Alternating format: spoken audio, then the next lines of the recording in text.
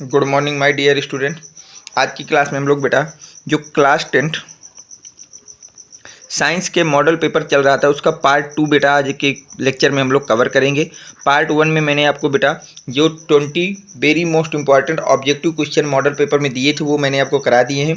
Part 2 में बेटा उसके जो आपके सब्जेक्टिव टाइप्स के क्वेश्चन होंगे उनको देखेंगे। जैसे पहला क्वेश्चन आपका बोला जा रहा है बेटा कि आ person need a lens of power -5.5 diopter for correcting his distant vision. For correcting his near vision he needed a lens of power 1.5 diopter। ठीक बेटा, what is the focal length of the lens required for correcting.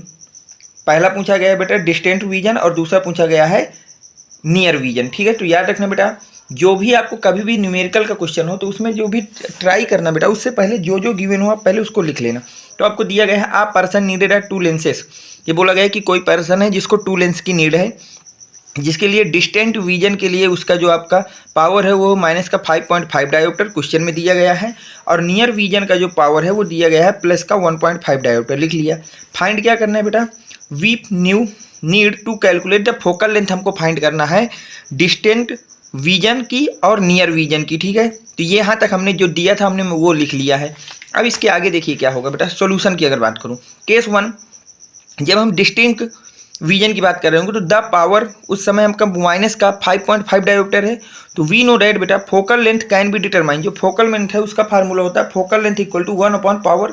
Power का मतलब f equal to 1/p बेटा। अब power कितना दिया गया है क्वेश्चन में, -5.5 दिया गया है। तो यहाँ पुट कर देंगे, put the value of power equal to -5.5। तो f इक्वल टू आ जाएगा 1/-5.5। तो जब इसको सॉल्व करोगे तो यहाँ से आ जाएगा f इक्वल टू बेटा 0.18 मीटर। कितना आ जाएगा 0.18 मीटर। ठीक है, तो फर्स्ट केस हो गया। और सेकंड में आपसे क्या पूछा बेटा, नियर विजन पूछा है। अब देखिए नियर विजन के लिए क्या करेंगे।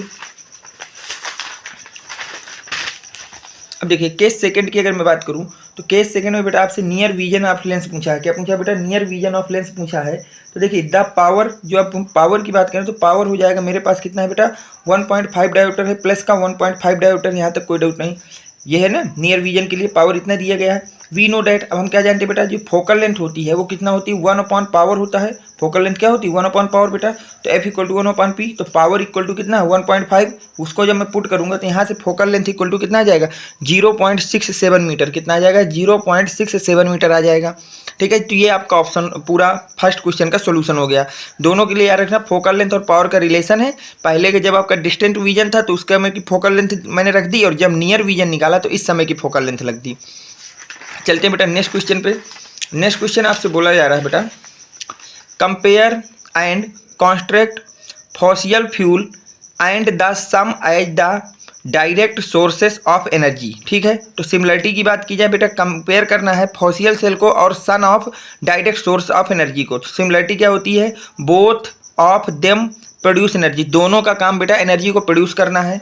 Both can be use directly to produce energy. दोनों को डायरेक्ट एनर्जी को प्रोड्यूस करने के लिए यूज करते हैं।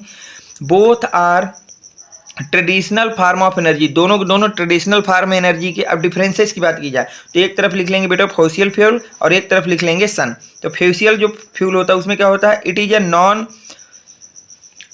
रिन्यूएबल सोर्स ऑफ एनर्जी, जबकि आपका जो सन होता है it is the renewable source of energy होता है बेटा। अगर फ्यूल सेल की अगली बात की जाए बेटा तो it causes pollution, no special device is use to extract energy from fossil fuel. ठीक है, इसमें क्या होता है बेटा, ये कॉज होता है पोल्यूशन का। इसमें नो स्पेशल डिवाइस, इसमें कोई अलग से डिवाइस नहीं लगती है एक्सट्रैक्शन एनर्जी के लिए। ठीक है, extract energy from fossil fuel. जबकि हम बात करें अगर सन की बात, it is not cause pollution, इससे कोई पोल्यूशन नहीं होता है। Special devices like solar cell and are use to the extract energy from the sun. और एनर्जी सन से हमको क्या करने के लिए, एक्सट्रैक्ट करने के लिए हमको स्पेशल डिवाइसें लगती हैं, जैसे सोलर सेल है। इस तरह की चीज़ों को हमें लगाना पड़ता है। लास्ट जो है बेटा the energy from fossil fuels can be obtained at any time. जो फ्यूसियल सेल एनर्जी होती है उसको किसी भी समय ऑब्टेन कर सकते हैं, जबकि जो आपकी सन एनर्जी होती है बेटा the energy from the sun can only be obtained during the day. ये केवल आप दिन के समय कर सकते हैं, रात में ये काम नहीं किया जा सकता है बेटा। ठीक, चलते हैं नेक्स्ट क्वेश्चन पे। नेक्स्ट बोला है आपको लॉन्ग आंसर टाइप का क्वेश्चन है, बोला गया है explain the underlying principle and working of an electric generator by drawing a labour diagram, what is the function of brushes. बोला गया एक्सप्लेन करना है आपको अंडरलाइंग द प्रिंसिपल और वर्किंग फंक्शन को किसके बेटा, electrical generator. Very most important question है बेटा, ये 6 मार्क्स का पूछा गया है इस बार मॉडल पेपर में भी और बोर्ड में भी 6 मार्क्स रह जाएगा। तो बात करते हैं बेटा हम लोग इलेक्ट्रिक जनरेटर की, बात करते हैं बेटा इलेक्ट्रिक जनरेटर की। तो जब हम इलेक्ट्रिक जनरेटर की बात करेंगे बेटा, तो an electric device use to convert mechanical energy in electrical energy is called electrical generator. अब देखिए इलेक्ट्रिक जनरेटर क्या होता है, एक ऐसा आपकी डिवाइस होती है बेटा जो मैकेनिकल एनर्जी को, किसको बेटा, जो मैकेनिकल एनर्जी को इलेक्ट्रिकल एनर्जी में कन्वर्ट करता है। मैकेनिकल एनर्जी को किस में कन्वर्ट करता है बेटा, आपकी इलेक्ट्रिकल एनर्जी में कन्वर्ट करता है। ठीक बेटा, अगर मैं प्रिंसिपल की बात करूं बेटा, किसकी बात करता हूं, प्रिंसिपल की, तो electric generator work on the principle of electromagnetic induction. जो आपके पास इलेक्ट्रिक जनरेटर होता है वो आपका किस पे बेस्ड होता है बेटा, प्रिंसिपल इस पे जो अप्लाई होता है वो होता है इलेक्ट्रोमैग्नेटिक इंडक्शन का। किसका बेटा, इलेक्ट्रोमैग्नेटिक इंडक्शन का। When the coil of electric generator rotates in a magnetic field induce current flow in the circuit connected with the coil. ठीक है बेटा, अब देखिए टाइप्स ऑफ इलेक्ट्रिक जनरेटर की बात करें तो इलेक्ट्रिक जनरेटर आर 2 टाइप। जो इलेक्ट्रिक जनरेटर होते हैं वो 2 टाइप्स के होते हैं। एक होता है बेटा आपके पास एसी जनरेटर और एक होता है DC generator.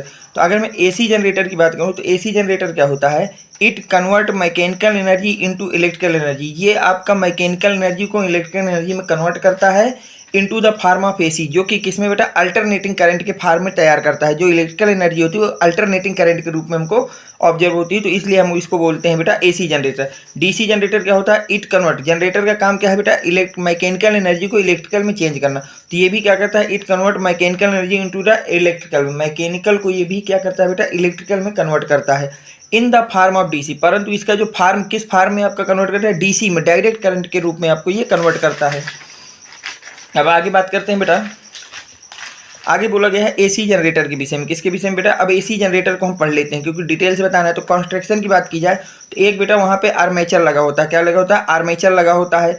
Armature coils consist of large number of term of insulated copper wire bounded over the soft iron core. एक सॉफ्ट आयरन कोर के ऊपर बहुत से बेटा आपके क्या लगा देते, लार्ज नंबर ऑफ टर्म लगा देते हैं, किसकी बेटा, इंसुलेटेड कॉपर वायर के। ठीक है, तो उसी को बोलते हैं आर्मेचर्स। ठीक है, आगे चलते हैं बेटा, स्ट्रॉन्ग मैग्नेटिक फील्ड।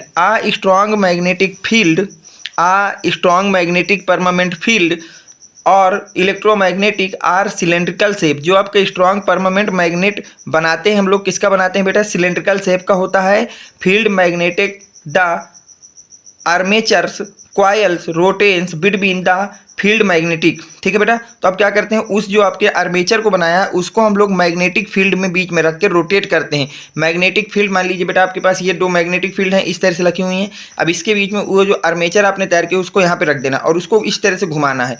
उसको क्या करना है बेटा, ऐसे रख दिया, अब इसको इस तरह धीरे धीरे धीरे उसको घुमाना है और इधर दोनों साइडों में उसके क्या है बेटा, आपके इलेक्ट्रोमैग्नेटिक वो रखा है, मैग्नेटिक फील्ड के लिए मैग्नेट रख दिया है। ठीक, अगर हम बात करें बेटा स्लिप रिंग्स की, किसकी बात करते हैं, स्लिप रिंग्स की। तो स्लिप रिंग्स क्या होती है बेटा, the 2 end of the armature coils. Armature coils के 2 एंड होते हैं बेटा, are connected to the brass. वो किससे कनेक्ट होते हैं बेटा, ब्रास स्पेल रिंग से कनेक्ट होते हैं, जो R1 एंड R2 के नाम से जाने जाते हैं। स्प्लिटिंग रिंग जो होती है, स्लिप रिंग जो होती हैं, स्लिप रिंग क्या होती हैं बेटा, R2 end of the armature coil. जो आर्मेचर कॉइल होते हैं उसके 2 एंड होते हैं, are connected in the brass slip ring R1 and R2 these ring rotate along with the armature coil. ठीक है बेटा, ये आपके पास एसी जनरेटर का डायग्राम है। इस डायग्राम को अच्छी तरह से आप बना लीजिएगा बेटा।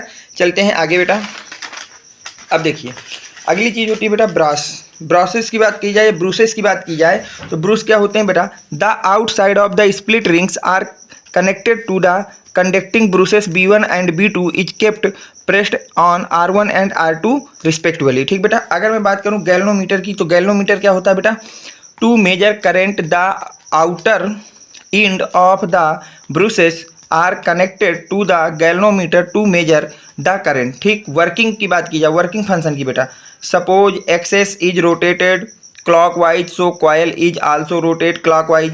Side AB of coil moves up and side CD moves down. ठीक है बेटा, जो AB साइड होती है वो आपको ऊपर की तरफ मूव करती है और जो आपकी CD होती है वो डाउन साइड में आपकी मूव करती है। ठीक है बेटा, आगे applying Fleming right hand rule on side AB। अब जब हम AB के side Fleming right hand rule को लगाते हैं तो आज क्या होता है बेटा, फोर्स इज अपवर्ड, जो फोर्स है वो अपवर्ड आ जाता है। Magnetic field is left to right, और magnetic field left to right दिखती है बेटा।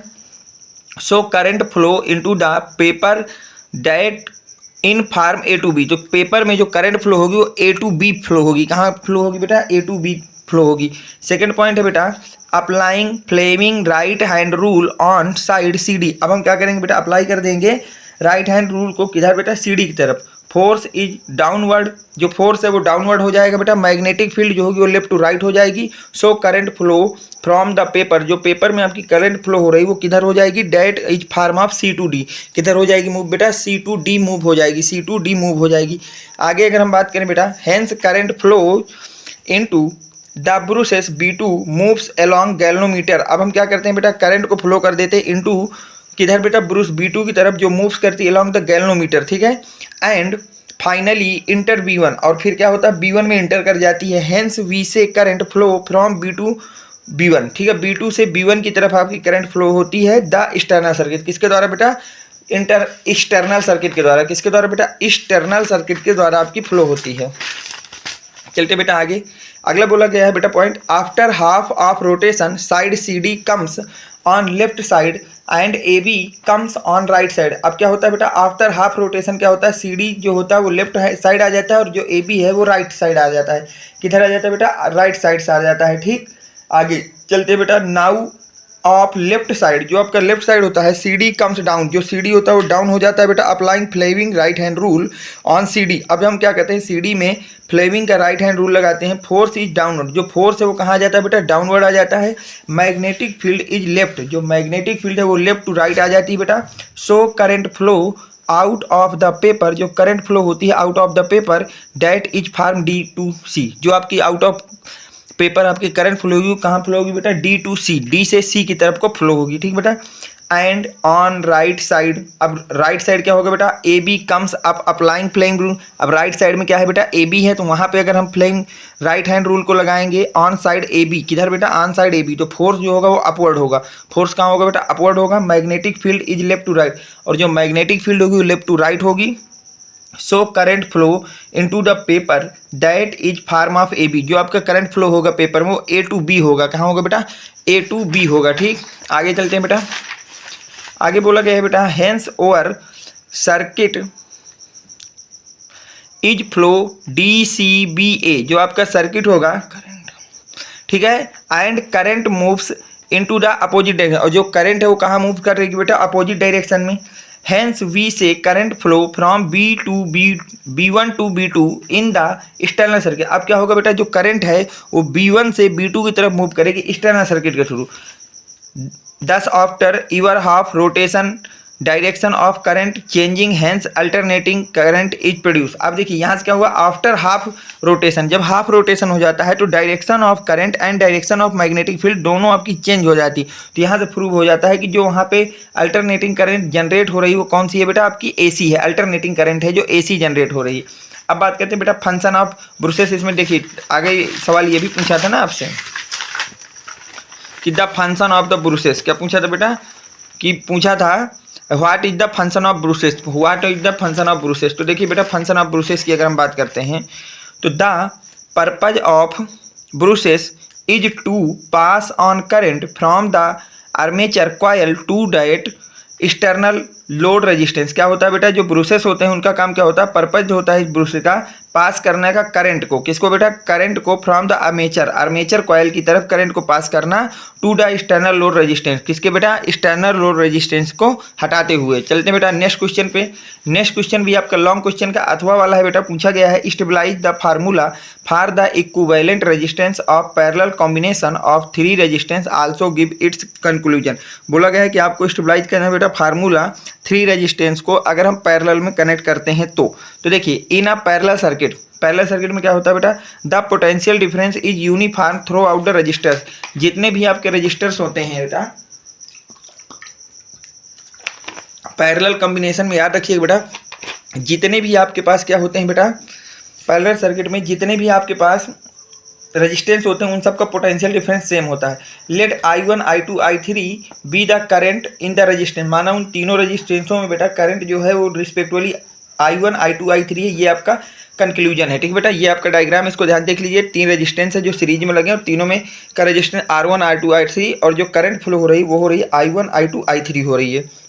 यहाँ तक कोई डाउट नहीं होना चाहिए बेटा। आगे चलते हैं। अब देखिए बेटा, let R1 R2 and R3 be the 3 resistance. हमने ये मान लिया कि R1 R2 और R3 जो है हमारे पास 3 रेजिस्टेंस हैं।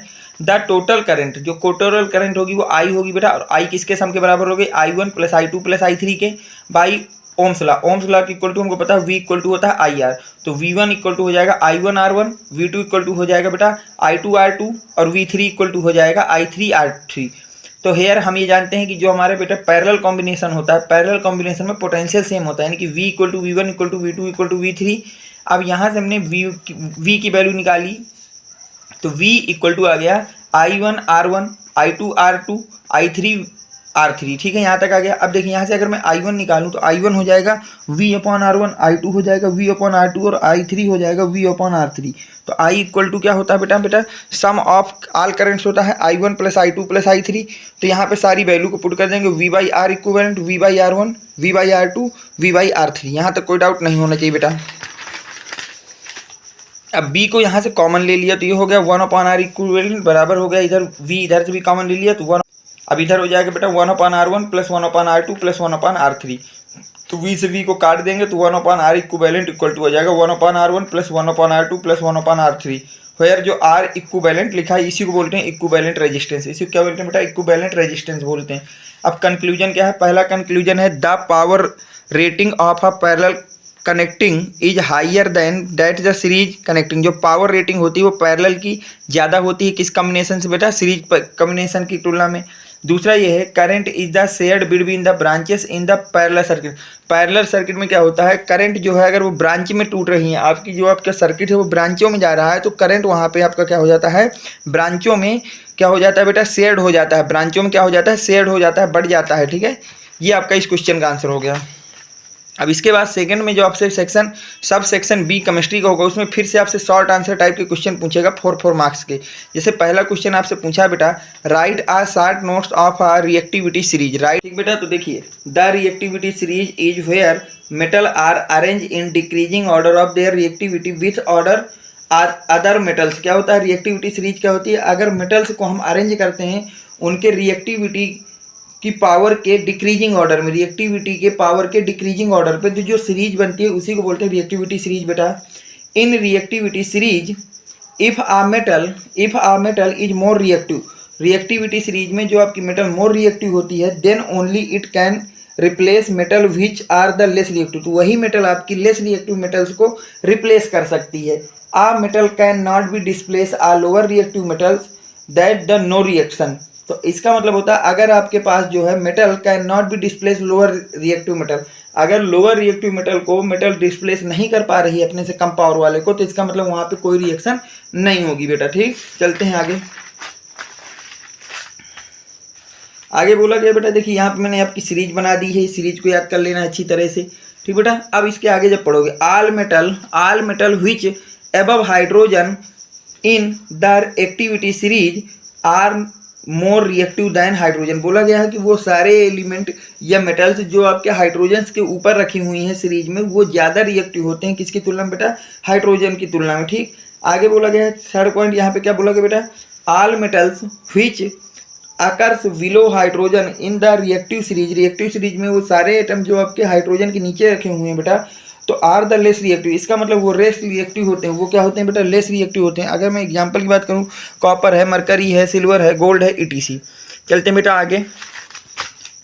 अगला क्वेश्चन आपसे कह रहा है बेटा, अब अगला क्वेश्चन आपसे बोला गया है, how does the atomic size of element change in the same period of the periodic table. जो सेम पीरियड में आपके एटम्स होते हैं उनका जो आपका साइज होता है वो क्या होता है बेटा, सेम नहीं होता है। इस बात को आपको एक्सप्लेन करना है बेटा। तो देखिए, in modern periodic table the number of period is 7। जो मॉडर्न पीरियोडिक टेबल है उसमें नंबर ऑफ पीरियड है 7 and there number of groups 18। जो नंबर ऑफ ग्रुप्स हैं वो बेटा हैं 18। When we move across the period that is from left to right, अगर हम पीरियड में लेफ्ट टू राइट मूव कर रहे हैं, the metallic character of a element decrease, तो मेटेलिक कैरेक्टर जो एलिमेंट का है वो डिक्रीज कर जाता है। As metal tend to lose electron, तो मेटल क्या कर देती है, इलेक्ट्रॉन को लूज कर देती है बेटा। आर इलेक्ट्रोपॉजिटिव, इसका मतलब वो क्या हो जाती है, इलेक्ट्रोपॉजिटिव हो जाती है। And valency change from positive to negative, और वैलेंसी कैसे चेंज होती है, पॉजिटिव से निगेटिव की तरफ को चेंज होती है बेटा। ठीक है, on moving down the group, पर अगर हम डाउन द ग्रुप मूव करते हैं the valency cell electron remains the same, तो वैलेंसी सेल इलेक्ट्रॉन क्या होते हैं, सेम होते हैं। Therefore valency in the atom does not change in the group, तो वैलेंसी जो होती है वो चेंज नहीं होती है ग्रुप के अबाउट बेटा। As we go down the group, अगर हम डाउन द ग्रुप जाते हैं, the new shell is added so atomic size increases, तो एटॉमिक साइज क्या हो जाता है, इंक्रीज हो जाता है। जैसे ग्रुप 2 के एलिमेंटों की बात की जाए बेटा, सॉरी ग्रुप 2 लिख दिया मैंने, ये ग्रुप 1 है बेटा। ग्रुप 1 के एलिमेंटों के अगर हम बात की जाए later lithium, sodium, potassium, rubidium, caesium, तो इसमें रेडियस क्या हो जाएगी बेटा, क्या बोला गया है कि अगर डाउन द ग्रुप जाते हैं तो रेडियस इंक्रीज होती है। तो डाउन द ग्रुप में सीजियम मिलेगा, तो सबसे ज़्यादा सीजियम, फिर रुबिडियम, पोटेशियम, सोडियम, और सबसे कम किसकी बेटा, लिथियम की। यहाँ तक आपको कोई डाउट नहीं होना चाहिए मेरे हिसाब से। ठीक है बेटा, आगे देखिए अगला क्वेश्चन आपसे क्या बोला गया है। अगला क्वेश्चन कह रहा है बेटा कि right the chemical name and molecular formula of washing powder, तो आपको वॉशिंग पाउडर का 7 नंबर लॉन्ग क्वेश्चन है बेटा, 6 मार्क्स का आएगा। तो आपको यहाँ पे केमिकल नेम बताना है और मॉलिक्यूलर फार्मूला लिखना है किसका बेटा, वॉशिंग पाउडर का। तो chemical name of washing powder होता है सोडियम कार्बोनेट, क्या होता है बेटा, sodium carbonate. Molecular formula of washing powder की बात की जाए तो वो होता है Na2CO3.H2O। ठीक, सेकंड क्वेश्चन इसी में पूछा गया है बेटा, सब पार्ट इसी का, how does washing soda is prepare, right the chemical equation, कि हम वॉशिंग सोडा को या पाउडर को किस तरह से प्रिपेयर करते हैं उसको आपको बताना है।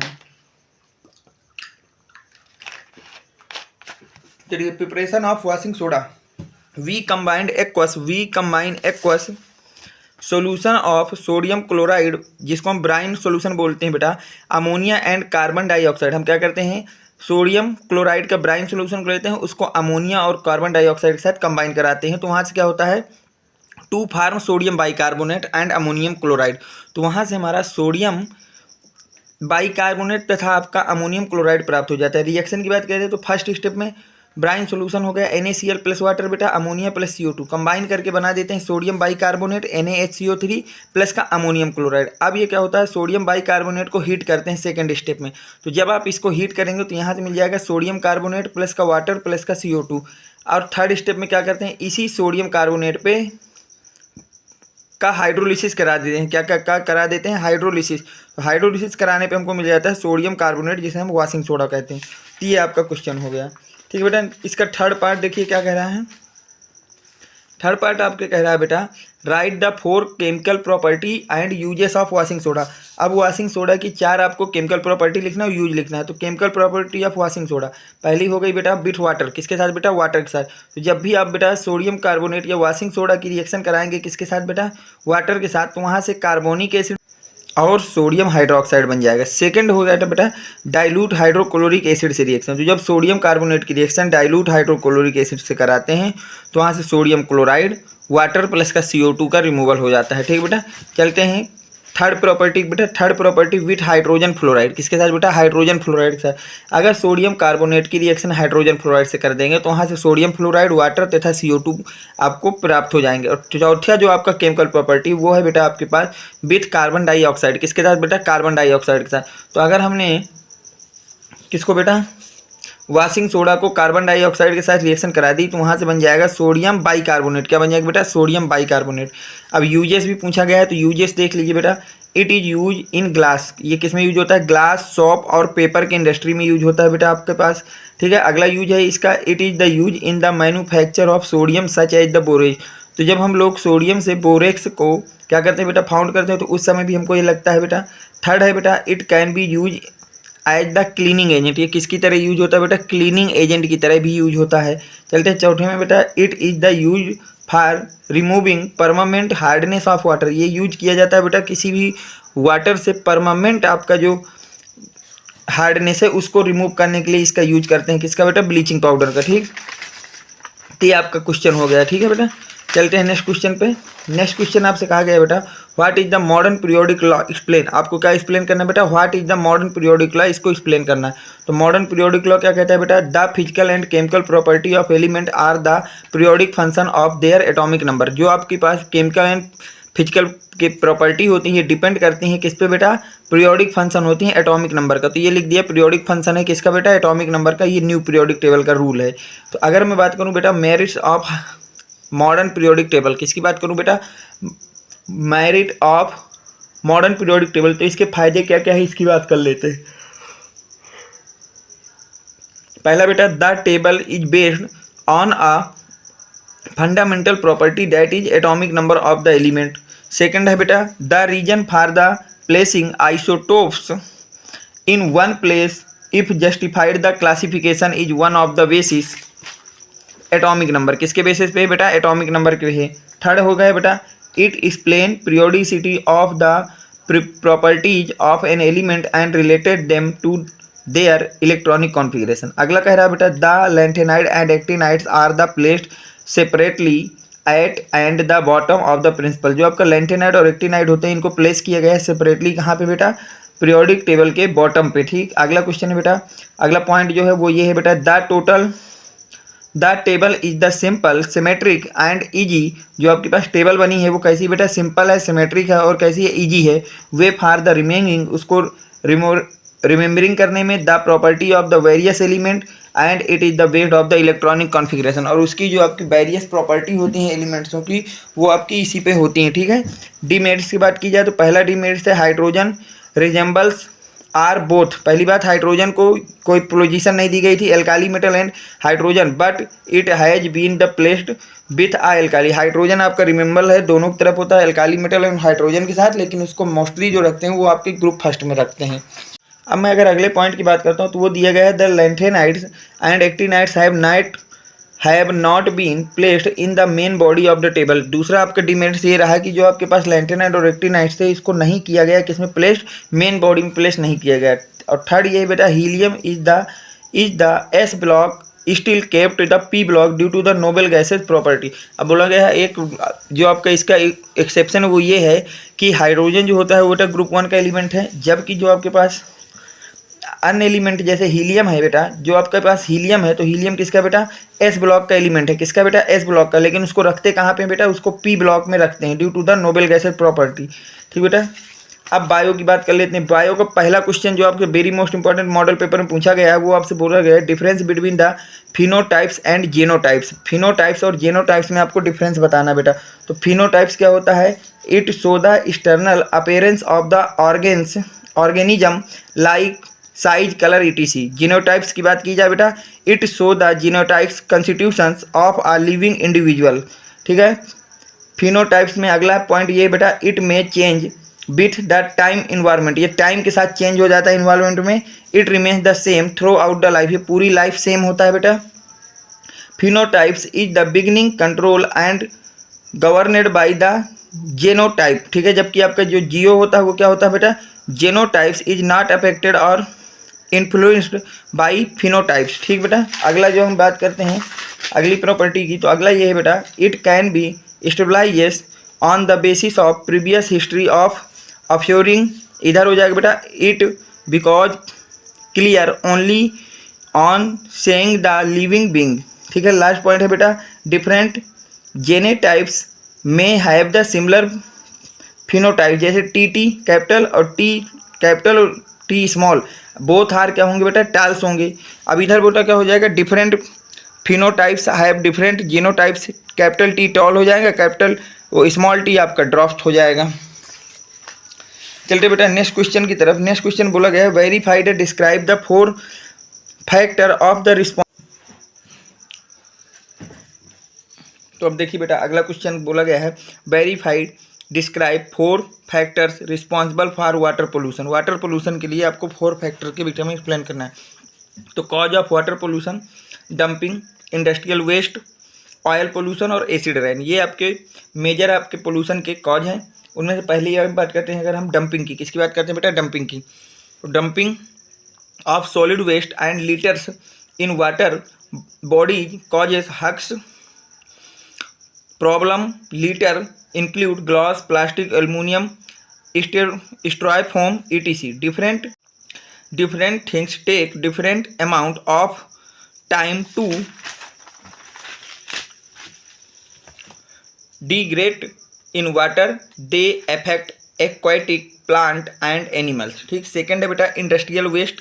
Industrial waste contains pollution like asbestos, leads, mercury and petrochemicals which are extremely harmful to both people and environment। ये जो आपके प्रोडक्ट होते हैं बेटा पीपल्स और इन्वायरमेंट दोनों के लिए आपके वेरी हानिकारक होते हैं, हार्मफुल होते हैं बेटा। Industrial waste is discharge into lakes and rivers by using fresh water making the water contaminated. अब अगला हो गया बेटा oil pollution. Sea water get polluted due to oil spilled from ships and tankers while traveling.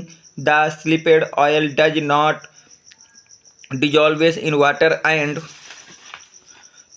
forms a thin sludge polluting the water। अब अगला बेटा है acid rain. तो acid rain is the pollution of water caused by air pollution when the acidic particle caused by the air pollution in the atmosphere mixed with water vapor in results in acid rain। ठीक बेटा ये हो गया। अब आपके दो long question बचे हैं, तो उन दोनों लॉन्ग क्वेश्चन का पीडीएफ मैं आपके ग्रुप में शेयर कर दूंगा, आपको वहाँ से कर लेना है। तो ये आज हमारा मॉडल पेपर फर्स्ट का पूरा कंप्लीट डिटेल्स आपको मैंने एक्सप्लेनेशन दे दिया और कॉपी में किस तरह से लिखना है उसको मैंने लिख करके पूरा बता दिया।